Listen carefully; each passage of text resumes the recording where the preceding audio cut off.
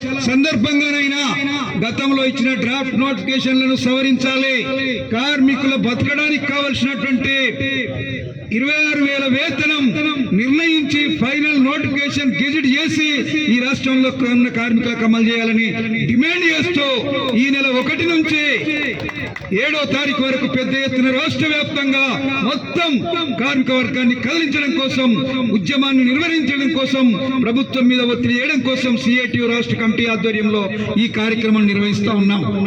అందులో భాగంగా రేపు మార్చి 6వ తారీఖు నాడు చలో కలెక్టరేట్ కూడా పెట్టాం. వట్టిగానే గేట్ బిల్డింగ్లు పెట్టి, గ్రూప్ బిల్డింగ్లు పెట్టి, కరపత్రాలు వంచితేనే ఈ ప్రభుత్వం స్పందించేటువంటి పరిస్థితి లేదు. అందుకే తెలంగాణలో ఉన్నటువంటి 34 జిల్లా కలెక్టరేట్లను మార్చి 6 నాడు దిగ్బంధనం చేయాలని సిఐటియు పిలుపునిస్తుంది. దాంట్లో మీరందరూ భాగస్వాములు కావాలి. అట్లయితే తప్ప ఈ ప్రభుత్వం కదిలే పరిస్థితి లేదు. ఇక రెండోది, ఇక్కడ స్థానికంగా మన తలకెన్నింటికలు ఉన్నాయో అన్ని సమస్యలు ఉన్నాయి. ఇక్కడ ఈ సమస్యల పరిష్కారానికి కొంత ప్రయత్నం చేసినా దానికి కావలసినటువంటి నిర్దిష్టమైనటువంటి కార్యాచరణ, పోరాటం అనేది మనం ఇక్కడ ఐక్యంగా చేయాల్సినటువంటి అవసరం ఉంది. అది ఏజ్ లిమిట్ కానివ్వండి, మెడికల్ ఫిట్నెస్ కానివ్వండి, గేట్ పాస్ కానివ్వండి, ఇంకిట్లా చెప్పుకుంటే పోతే సెక్షన్స్ లో ప్రమోషన్ పాలసీ కానివ్వండి, ఇవన్నీ 12(3) అగ్రిమెంట్ చేసుకున్నటువంటి మేనేజ్మెంట్ దాన్ని తుంగలో దక్కి అగ్రిమెంట్ లో లేనటువంటి అనేక అంశాలని కార్మికులను ఇబ్బందులకు గురి చేసేటువంటి ఒక దుర్మార్గమైనటువంటి పద్ధతుల్లో ఈ రోజు ఈ ఎన్టీపీసీ యాజమాన్యం అనుసరిస్తూ ఉంది. దాన్ని 12(3) అగ్రిమెంట్ లో ఉన్నటువంటి కార్మిక శాఖ అధికారులు కూడా పట్టించుకోకుండా నిమ్మకు నీరెత్తినట్టుగా కార్మిక శాఖ అధికారులు వ్యవహరిస్తూ ఉన్నారు. మేనేజ్మెంట్ తప్పు చేస్తే మేనేజ్మెంట్ చెవులు వెండి అగ్రిమెంట్ ను అమలు చేయించాల్సినటువంటి బాధ్యత కార్మిక శాఖ అధికారులు ఉంది. కార్మిక శాఖ అధికారులు కూడా పట్టించుకునేటువంటి పరిస్థితి లేదు. అందుకని మేము చెప్పదలుచుకుంది, ఇక్కడ మనకు సాంప్రదాయం ఉంది. కార్మికులకు మొత్తం ప్లాంట్ లో ఉండే కార్మికులకు ఏ సమస్య వచ్చినా అందరం కలిసి ఈ యాజమాన్యం మెడలు వంచి మనం పరిష్కరించుకునేటువంటి చరిత్ర మనకుంది. ఆ చరిత్రను మళ్ళొక్కసారి ఈ మేనేజ్మెంట్ కు బుద్ధి వచ్చే విధంగా మన రిటైర్మెంట్ కు సంబంధించిన అంశం కానివ్వండి, గేట్ పాస్ కు సంబంధించినటువంటి అంశం కానివ్వండి, అదేవిధంగా ఏదైతే మెడికల్ ఫిట్నెస్ చేస్తే మనోళ్ళు చెప్తా ఉంటే అసలు భారతదేశంలో ఇంత దుర్మార్గం ఎక్కర్లేదు. మెడికల్ ఫిట్నెస్ కు అదొక పెద్ద దందా, అదొక పెద్ద వ్యాపారం అయిపోయింది. ఇక్కడ ఉన్నటువంటి వాళ్ళ ఇన్స్ట్రుమెంట్ దగ్గరికి పోతే మనకు హార్ట్ అటాక్ ఉన్నదని వస్తుంది. అదే మనం బయటకు పోయి చూపించుకుంటే హార్ట్ అటాక్ లేదని వస్తుంది, లేదా బీపీ లేదని వస్తుంది, ఈయన ఫిట్నెస్ అని వస్తుంది. ఇది ఎక్కడ విచిత్రమో అర్థమైతే లేదు. అందుకనే మెడికల్ అని పేరుతో పెద్ద దందా నడుస్తుంది. ఇక్కడ పెద్ద వ్యాపారం చేస్తుంది మేనేజ్మెంట్. దీన్ని సహించడానికి మనం ఒప్పుకోవడానికి సిద్ధంగా ఉండొద్దు. దీనికి వ్యతిరేకంగా అన్ని కార్మిక సంఘాల ఆధ్వర్యంలో పెద్ద ఎత్తున పోరాటం చేయాల్సినటువంటి అవసరం ఉంది. ఈరోజు విద్యుత్ ఉత్పత్తి చేసి దేశానికి వెలుగునిస్తున్నటువంటి ఎన్టీపీసీ కాంట్రాక్ట్ కార్మికుడికి గేట్ పాస్ చేయాలంటే ఈ పోలీసు వాళ్ళ వెరిఫికేషన్ ఎందుకయ్యా? పోలీసు వాడు మంచోడు అంటే కార్మికుడు మంచోడు, పోలీసు వాళ్ళు చెడ్డోళ్ళు అంటే కార్మికుడు చెడ్డోడా? నీకు పనిచేసే దగ్గర కనబడుతున్నాడా కార్మికుడు మంచోడో చెడ్డోడో? 20 ఏళ్ళు ఎట్టి చేయించుకుంటున్నావు కదా. ఇది ఎక్కడ వ్యవస్థ? కొత్త సమస్యలు తీసుకురావడం, అసలు కార్మికులను మనశ్శాంతిగా పనిచేయించుకునే పరిస్థితి లేదు. ఈరోజు మనస్ఫూర్తిగా కాంట్రాక్ట్ కార్మికుడు పనిచేయాలంటే ఆయనకు కావలసినటువంటి సదుపాయాలు సౌకర్యాలు కల్పించాలి తప్ప దాని సమస్యలను పెంచుతుంది. సమస్యలు పెంచి ముఖ్యమంత్రిని కానివ్వండి, ప్రిన్సిపల్ సెక్రటరీ కానివ్వండి, ఇప్పుడు కొత్తగా ఎన్నికైనటువంటి మినిమం వేజ్ బోర్డు చైర్మన్ మన ఇక్కడ స్థానికమైనటువంటి ఆ నాయకుని కూడా ఇచ్చాం, జనక్ ప్రసాద్ గారికి. అదే కాదు, అనేక సంఘాలను కలుపుకొని కూడా గత 6 నెలల క్రితం పెద్ద కార్యక్రమం చేశాం. అందరికీ నమస్కారం. ఈరోజు సిఐటియు జిల్లా కమిటీ మన ఎన్టీపీసీ ఈ బ్రాంచ్ కమిటీ ఆధ్వర్యంలో ఈ గేట్ మీటింగ్ జరుగుతూ ఉంది. దీనికి జిల్లా నాయకులు, ఎన్టీపీసీ నాయకులు అందరూ కూడా పెద్ద ఎత్తున ఇక్కడ పాల్గొనడం జరిగింది. అలాగే కార్మిక సోదరులు కూడా చాలా మంది, కాంట్రాక్ట్ సంఘాల నాయకులు, మరి కార్మికులు, సీనియర్ కార్మికులు అందరూ చాలా మంది ఉండొచ్చు. అందరికి కూడా పేరు పేరున సిఐటి తరఫున మీకు అందరు కూడా విప్లవాభివందనాలు తెలియజేస్తున్నాను. ఒకటి, గతంలో నేను ఒక సందర్భంలో వచ్చాను. మీ అందరు ఎన్టీపీసీ కార్మికులు పెద్ద ఎత్తున స్ట్రైక్ చేసి ఆందోళన ఉద్యమాలు పోరాటాలు చేస్తున్నప్పుడు, లాఠీ చార్జ్ జరిగినప్పుడు, అనేక మందికి కాళ్ళు చేతులు విరిగినప్పుడు అలాంటి ఒక కార్యక్రమం ప్రదర్శన పెడితే ఇక్కడ నుంచి FCI కార్నర్ వరకు ప్రదర్శన జరిగింది. ఆ ప్రదర్శన సభల్లో నేను కూడా సిఐటి తరఫున హైదరాబాద్ నుంచి వచ్చి మీ అందరు కూడా సంఘీభావం, మీకు సపోర్ట్ ఇవ్వడం కూడా జరిగింది. అలాగే కాళ్ళు చేతులు విరిగినటువంటి కార్మికులు ఎవరైతే ఉన్నారో వాళ్ళ ఇళ్లలోకి వెళ్ళి పరామర్శించి వాళ్ళకి ధైర్యం చెప్పి CI2 మీకు అండగా ఉంటుందని చెప్పేసి కూడా నేను రాష్ట్ర కేంద్రం నుంచి రాష్ట్ర కమిటీ తరఫున వాళ్ళకి ధైర్యం ఇచ్చడం కూడా జరిగింది. ఆ తర్వాత మళ్ళీ ఈ రోజు యొక్క గేట్ మీటింగ్ కు మీరందరూ నాకు అవకాశం కల్పించారు. అందుకు మీ అందరికీ ముందుగా నేను ధన్యవాదాలు తెలియజేస్తూ ఒక 2 విషయాలు చెప్తాను. మన వాళ్ళు చెప్పారు చాలా విషయాలు. ఈ రోజు కనీస వేతనాల పెంపుదల కోసం ఈ యొక్క పోరాటం CI2 రాష్ట్ర కమిటీ ఆధ్వర్యంలో ప్రారంభమైంది. ఎందుకు ప్రారంభమైంది, మళ్ళీ ఎందుకు ఇప్పుడు చేస్తున్నామంటే ఒకే ఒక కారణం. మనందరికీ తెలుసు, మన తెలంగాణ రాష్ట్రం 2014లో ఏర్పడ్డ తర్వాత 10 సంవత్సరాల పాటు కేసీఆర్ TRS ప్రభుత్వం పరిపాలన కొనసాగింది. ఆ 10 సంవత్సరాల కాలంలో కార్మికుల యొక్క కనీస వేతనాలు పెరుగుతాయని చెప్పేసి మనం అందరం ఎన్నో ఆశలతో అనేక రకాల రూపాల్లో ఈ ప్రభుత్వానికి ఆందోళన రూపాల్లో కావచ్చు, విజ్ఞప్తుల రూపంలో కావచ్చు, శాసనసభల నుంచి రాష్ట్ర మంత్రుల వరకు విజ్ఞప్తులు చేస్తూ వచ్చాం. కానీ దురదృష్టం ఏమిటంటే 10 సంవత్సరాల కాలంలో కేసీఆర్ గవర్నమెంట్ మన యొక్క కార్మికుల యొక్క కనీస వేతనాలు మాత్రం పెంచలేదు.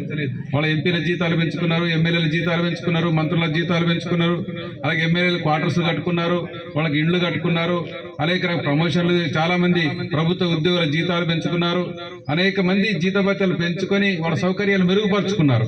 కానీ అట్టడుగులా పనిచేసేటువంటి కాంట్రాక్ట్ లేబర్ అంటే వాటి చాలా కీలకమైనటువంటి వాళ్ళు.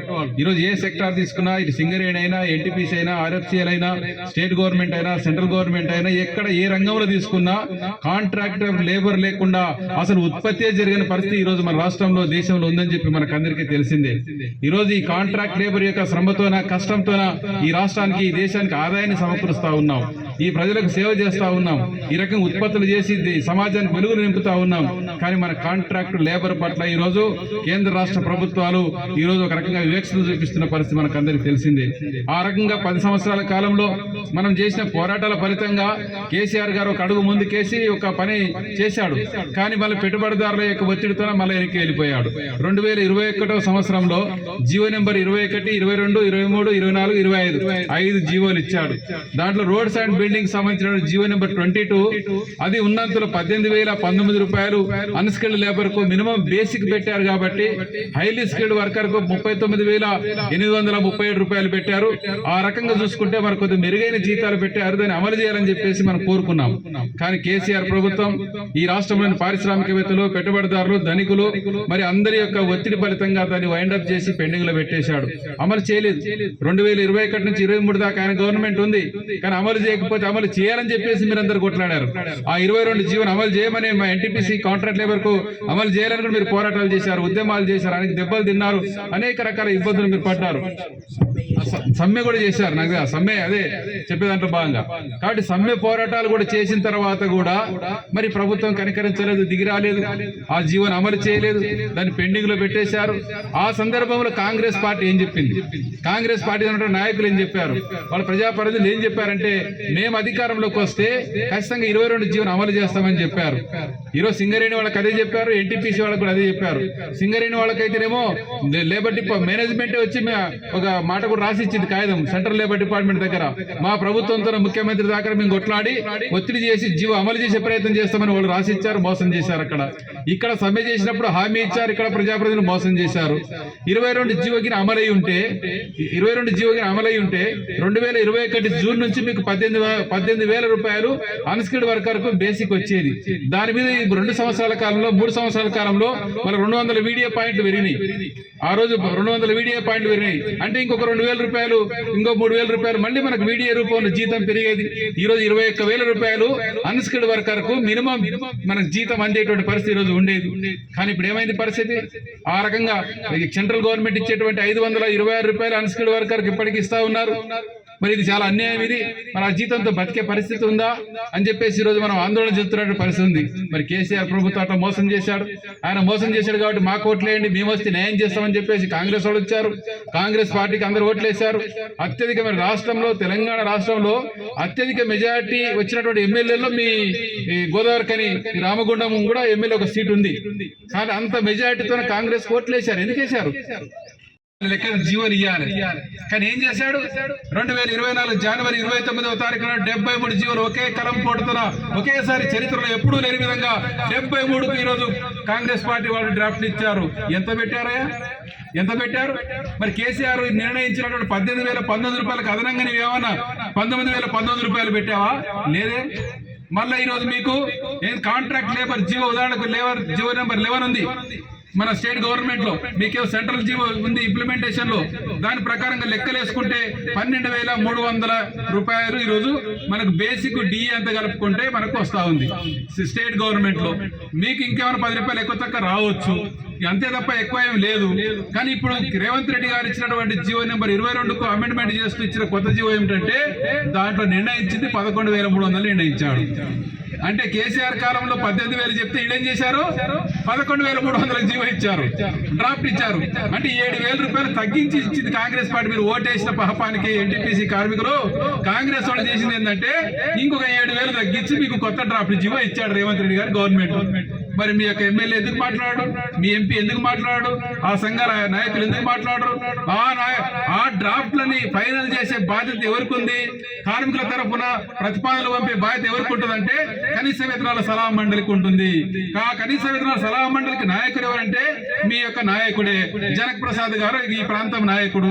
ఆ జనక్ ప్రసాద్ గారి నాయకత్వంలో ఈ 11,300ని మళ్ళీ 26,000 చేస్తాడా? మరి కేసీఆర్ కింద ఇంకా దక్కించి అంతే నిర్ణయం చేస్తాడా? ఏం చేస్తాడు? ఇప్పుడు ఐఎన్టీసీ వాళ్ళు తెలుసుకోవాలా, ఈ కాంగ్రెస్ ప్రభుత్వం తెలుసుకోవాలా, మనం తెలుసుకోవాల్సిన పరిస్థితి ఏర్పడ్డది.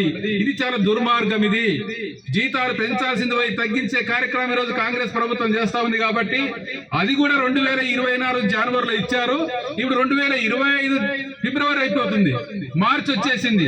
అంటే 14 నెలలు గడిచిపోయింది. 14 నెలలు ఎందుకు మీరు పెండింగ్ లో పెట్టారు? అవును, అది ఇచ్చింది తప్పే. డ్రాఫ్ట్ మార్చుకోవచ్చు. కేసీఆర్ రేవంత్ రెడ్డి గారు తెప్పించుకొని కేసీఆర్ ఇచ్చిన దానికి మేము ఎక్కువ ఇస్తామని చెప్పి నువ్వు అధికారంలోకి వచ్చావు కదా. ఆ రోజు 18,000 కాదు, మేము ఇప్పుడు 24,000 ఇస్తామని చెప్పేసి నువ్వు ఫైనల్ చేసి సంతకం పెడితే, ఒక్క సంతకం పెడితే మన బతుకులన్నీ మారుతాయి, మన జీతాలు పెరుగుతాయి. కానీ ఆ పని ఈరోజు రేవంత్ రెడ్డి ప్రభుత్వం చేయట్లేదు, కాంగ్రెస్ ప్రభుత్వం చేయడం లేదు. ఈరోజు చేయకుండా కాలయాపన చేస్తూ 14 నెలలు అయిపోయింది. ఆ డ్రాఫ్ట్ వచ్చిన విషయం కూడా మీకు తెలియదు. జనవరిలో ఎప్పుడు వచ్చినాయి? పోయిన సంవత్సరం. ఇప్పటిదాకా ఎందుకు కాలయాపన చేస్తాను? 1 నెలలో 2 నెలలు టైం తీసుకుని డ్రాఫ్ట్ ని ఫైనల్ నోటిఫికేషన్ ఇవ్వాలా. ఫైనల్ నోటిఫికేషన్ కు 1 నెలలో 15 రోజులు టైం ఇచ్చి గజెట్లు చేయాలి. గజెట్ అందరు కూడా ఇంప్లిమెంటేషన్ చేయాలి. నువ్వు కాంగ్రెస్ ప్రభుత్వం వచ్చింది, అందరికి చెప్పినావు కదా, నువ్వు ఫ్రీ బస్ ఇస్తానంటున్నావు, నువ్వు రేషన్ కార్డు ఇస్తానని చెప్తున్నావు, మహాలక్ష్మి ఇల్లు ఇస్తానని చెప్తున్నావు, ప్రతి మహిళకు 2,500 రూపాయలు ఇస్తానని చెప్తున్నావు, అలాగే ప్రతి ఒక్కరికి ఉద్యోగాలు ఇస్తామని చెప్పావు, 2 లక్షల ఉద్యోగాలు ఇస్తామని చెప్పావు, కాంట్రాక్ట్ ఎంప్లాయీస్ పర్మనెంట్ చేస్తామని చెప్పారు. అనేక రకాల వాగ్దానాలు మీరు చేశారు. మరి 1,20,00,000 మంది కార్మికులు షెడ్యూల్ ఎంప్లాయ్మెంట్ కింద 73 రంగాల్లో 1,20,00,000 మంది తెలంగాణ రాష్ట్రంలో పనిచేస్తా ఉన్నారు. ఈ 1,20,00,000 మంది ఓట్లేస్తేనే కాంగ్రెస్ పార్టీ అధికారంలోకి వచ్చింది.